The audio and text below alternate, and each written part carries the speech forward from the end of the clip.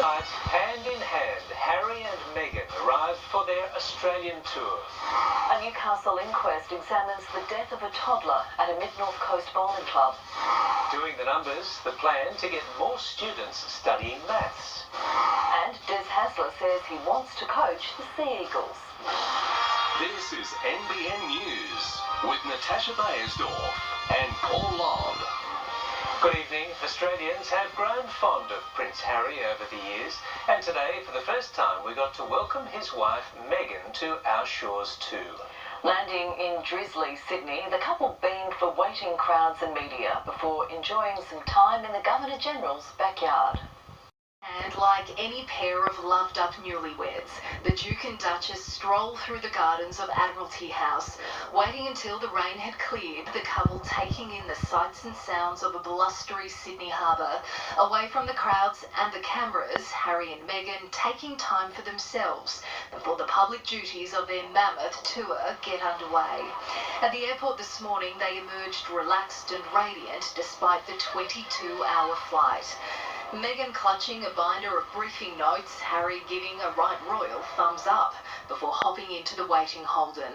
The weather couldn't have been more British, but the Duchess still needed her shades after touching down on the red-eye Qantas flight from Singapore. They looked great. They obviously had a good flight over, sitting up the pointy end of the plane. It's obviously is a good way to travel. We saw them walk by and I waved, but I don't think they saw me.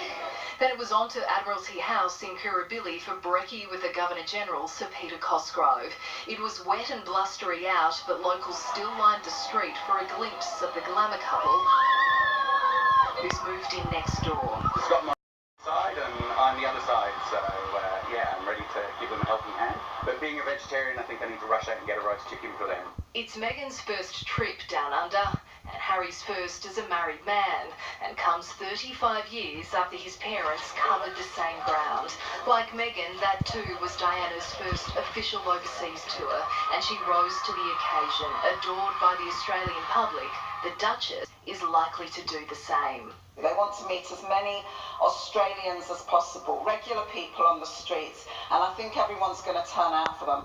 Tagging along on the royal tour, an entourage of 10 palace staff, including a hairdresser, plus Meghan's bestie and stylist Jessica Mulroney, who'll cast an expert eye over her outfits, which could change up to 5 times a day.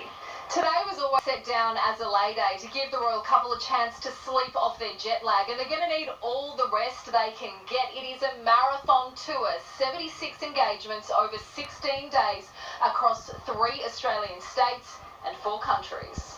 They used to be very big back in the day, you know, the Queen's tour was incredible.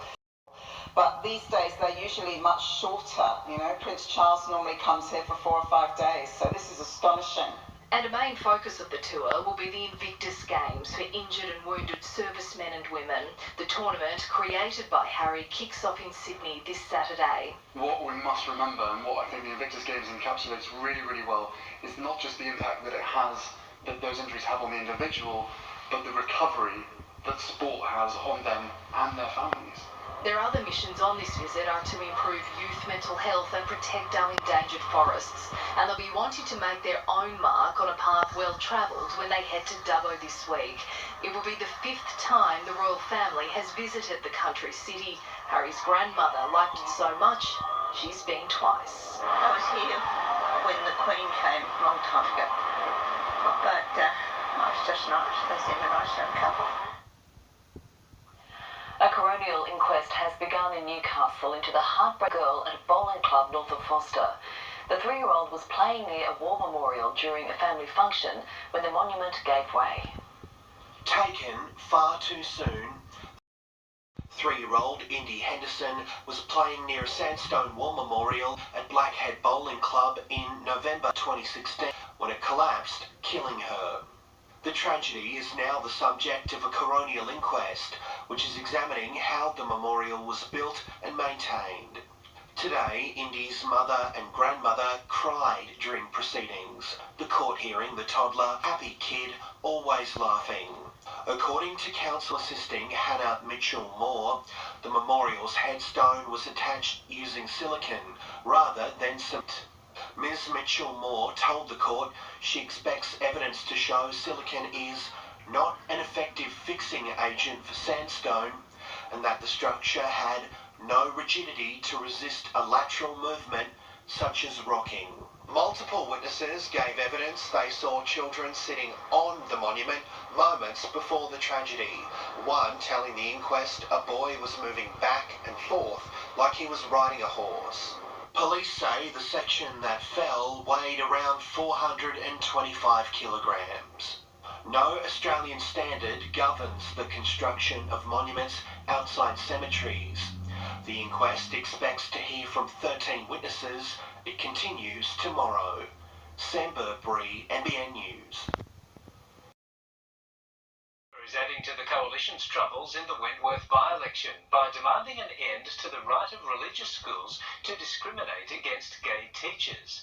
The Prime Minister has agreed to remove discrimination against students, but his party is divided over any more moves. The key to being a good barista or a politician is to get the mix right. And avoid links. Where's the little lip?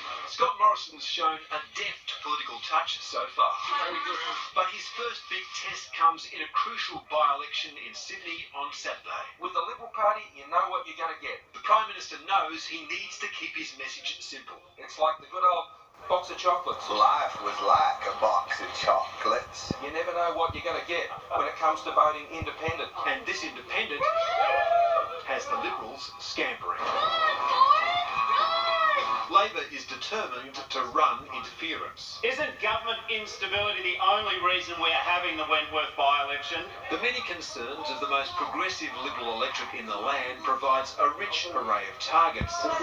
From climate change to a fight over legal exemptions that allow religious schools to discriminate against gay students and teachers. I made very clear my opposition to any measures that would allow for discrimination against students or teachers. The government knows the danger and wants to end discrimination against students, so Labor's pushing to extend that to staff. To ensure that teachers can't be sacked just because of who they are or who they love.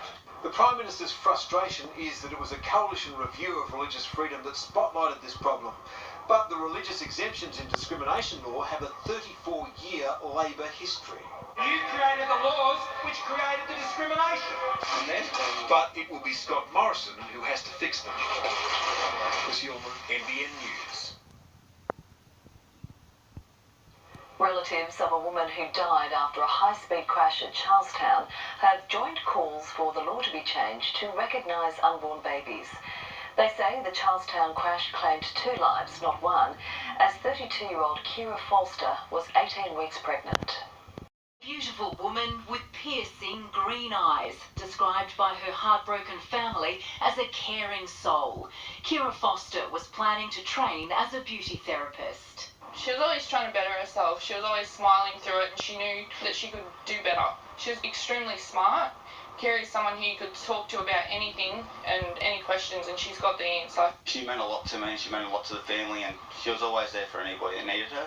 The 32-year-old was a passenger in a stolen Subaru WRX that crashed at Charlestown in the early hours of September 21, narrowly missing a petrol bowser at a service station before slamming into a parked car. I'm devastated, you know, like it's killed me. Kira fought for 3 weeks but died in hospital last Friday, adding to the family's heartache the loss of her unborn baby. Charges are yet to be laid, but under the law as it stands, any possible charges can only relate to Kira's death. Well, to all us, it's 2 lives. You know, lives that have just got taken away just like that. So, no, I don't understand the law, I don't get it. Her brother and sister want politicians to take action, saying unborn children should be recognised by law, hoping to create a legacy for Kira's baby, their niece or nephew. Personally, to me, that baby was one of us as well. Something needs to change, you know. It's not fair, and it happens all the time, and people just walk away with it. Jane Goldsmith, NBN News. Crash investigation police are looking into a serious accident in the Hunter Valley, which has left 2 people badly hurt.